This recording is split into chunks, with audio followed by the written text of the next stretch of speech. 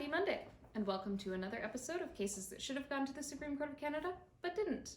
Today, we're talking about legal aid.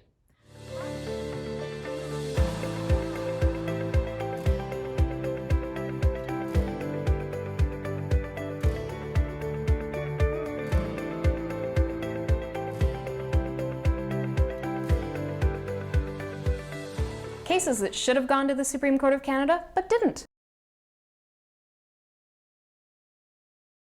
Roger Townsend was in the midst of a significant family law dispute.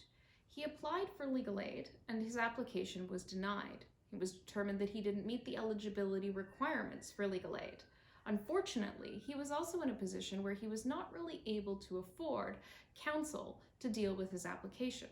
So he brought out an application to court, arguing that his right to counsel had been violated on the basis of the fact that he was refused legal aid funding and not in a financial position to retain counsel privately. That application was denied. He sought leave to appeal to the Supreme Court of Canada, and the Supreme Court of Canada dismissed the application. And that was a significant misstep for the Supreme Court of Canada, in my opinion.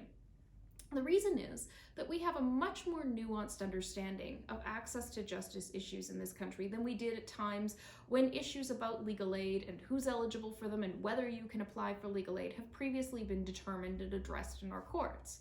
Just because 15, 20, or 30 years ago the courts have said the right to counsel doesn't mean the right to state-funded counsel, or the right to counsel doesn't mean that everybody can get a legal aid lawyer and that it's appropriate to put limits on who can qualify for this.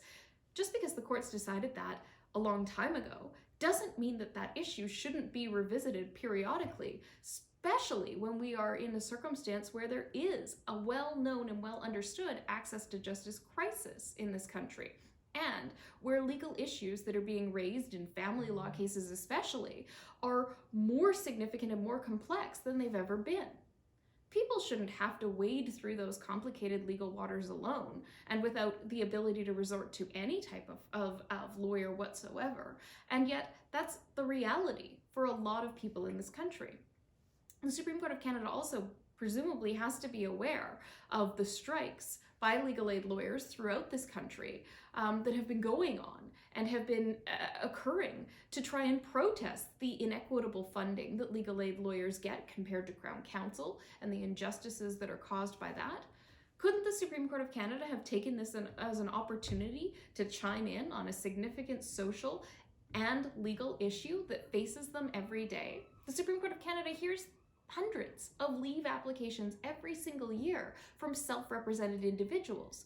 Wouldn't they have a better opportunity to understand the nuanced legal issues that arise in these cases if legal aid funding were more widely available? We've featured on this series a lot of cases that should have gone to the Supreme Court of Canada but didn't, and lots of them probably didn't as a result of the individuals coming before the court being self-represented. This was an opportunity to do some good for the justice system, which would have the corresponding effect of decreasing court delays, streamlining processes, achieving better results overall, and making our justice system one of the best in the world. The Supreme Court of Canada could have taken that opportunity to do some real good for Canadians, and unfortunately they missed their chance with this case. It's going to take not just another individual, but thousands of other individuals who can't afford legal representation and also who don't qualify for legal aid before finally we get a court revisiting the propriety of this divide in our justice system. And by then, it's going to be too late for most people. Cases that should have gone to the Supreme Court of Canada, but didn't.